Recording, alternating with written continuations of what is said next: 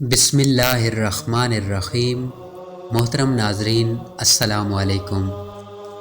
حضرت عیسیٰ علیہ السلام کی پیدائش کا واقعہ دنیا کے مشہور ترین اور مقدس ترین واقعات میں سے ایک ہے۔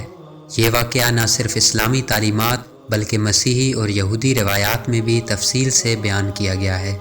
قرآن پاک اور بائبل دونوں میں حضرت عیسیٰ علیہ السلام کی ولادت کا ذکر ایک معجزے کے طور پر کیا گیا ہے، جو اللہ تعالیٰ کی قدرت اور حکمت کا واضح ثبوت ہے۔ حضرت عیسیٰ علیہ السلام کا تعلق بنی اسرائیل سے تھا، جو اس وقت مذہبی، سماجی اور سیاسی بحرانوں سے گزر رہے تھے۔ یہودیہ کے علاقے پر رومی سلطنت کا تسلط تھا اور عوام روحانی رہنمائی کے لیے ایک نبی کی آمد کے منتظر تھے۔ یہ وہ وقت تھا جب اللہ تعالیٰ نے حضرت عیسیٰ علیہ السلام کو اپنی ہدایت اور رحمت کے طور پر بھیجنے کا فیصلہ کیا۔ حضرت عیسیٰ علیہ السلام کی ولادت کا آغاز حضرت مریم علیہ السلام کے انتخاب سے ہوا، جو بنی اسرائیل کے نیکوکار خاندان عمران کی بیٹی تھی۔ قرآن پاک میں حضرت مریم علیہ السلام کو بہترین عورتوں میں شمار کیا گیا ہے۔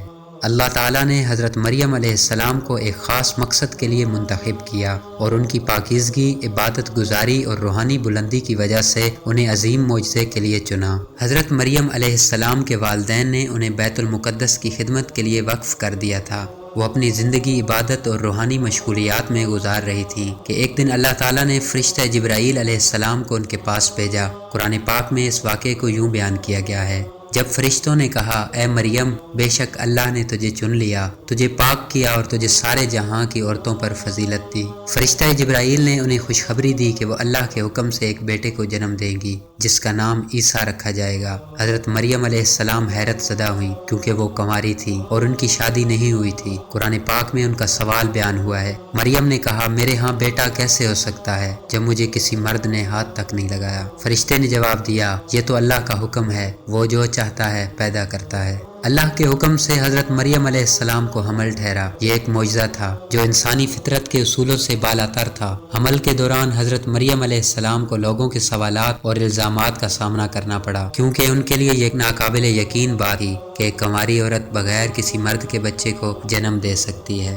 اللہ تعالیٰ نے حضرت مریم علیہ السلام کی رہنمائی کی اور انہیں ایک تنہا جگہ پر جا کر بچے کو جنم دینے کا حکم دیا۔ قرآن پاک میں ذکر ہے کہ وہ مشرقی جانب ایک تنہا مقام پر گئی، پھر وہ اسے لے کر ایک دور دراز جگہ چلی گئی۔ یہاں انہوں نے کھجور کے ایک درخت کے نیچے حضرت عیسیٰ علیہ السلام کو جنم دیا۔ یہ عمل اللہ تعالیٰ کی قدرت کا ایک معجزہ تھا۔ اللہ تعالیٰ نے حضرت مریم علیہ السلام کو تسلی دی اور ان کے لیے ایک چشمہ جاری کیا اور کھجور کے درخت سے تازہ کھجوریں عطا کیں تاکہ وہ تقویت حاصل کریں۔ حضرت مریم علیہ السلام حضرت عیسیٰ علیہ السلام کو لے کر اپنی قوم میں واپس آئیں۔ جب لوگوں نے انہیں ایک بچے کے ساتھ دیکھا تو انہوں نے سوالات اور الزامات کی بچھاڑ کر دی۔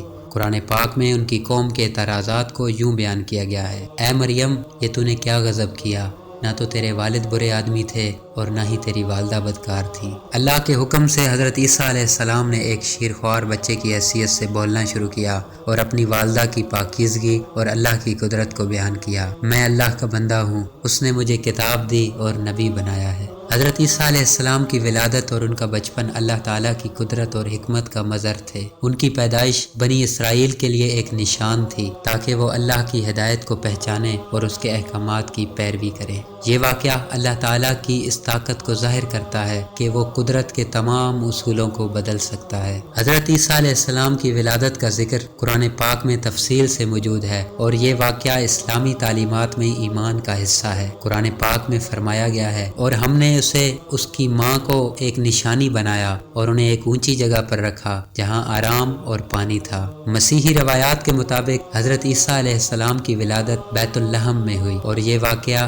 کرسمس کے تہوار کے طور پر منایا جاتا ہے۔ مسیحی عقیدے میں حضرت عیسیٰ علیہ السلام کو نعوذ باللہ خدا کا بیٹا کہا جاتا ہے، لیکن اسلامی تعلیمات میں انہیں اللہ کا بندہ اور نبی تسلیم کیا گیا ہے۔ حضرت عیسیٰ علیہ السلام کی پیدائش ایک معجزہ تھا جو اللہ تعالیٰ کی حکمت، قدرت اور ہدایت کا مظہر ہے۔ یہ واقعہ تمام مذاہب کے لیے ایک اہم سبق ہے کہ اللہ تعالیٰ اپنی مخلوق کی رہنمائی کے لیے مختلف ذرائع اور نشانیاں ظاہر کرتا ہے۔ حضرت عیسیٰ علیہ السلام کی زندگی کا ہر پہلو پہلو اللہ کی وحدانیت اور اس کی قدرت کو بیان کرتا ہے۔ آخر میں اللہ پاک سے دعا ہے کہ اے اللہ تو سب کچھ کرنے پر قادر ہے، ہمیں حضرت عیسیٰ علیہ السلام کے واقعے سے سبق حاصل کرنے کی توفیق عطا فرما، ہمارے دلوں کو ایمان اور تقوی سے منور کر دے اور ہمیں اپنی رحمت کے سائے میں رکھ۔ اے رب العالمین، ہمیں ہمیشہ حق کو پہچاننے، اس پر عمل کرنے اور تیری رضا کے راستے پر چلنے کی توفیق عطا فرما، آمین۔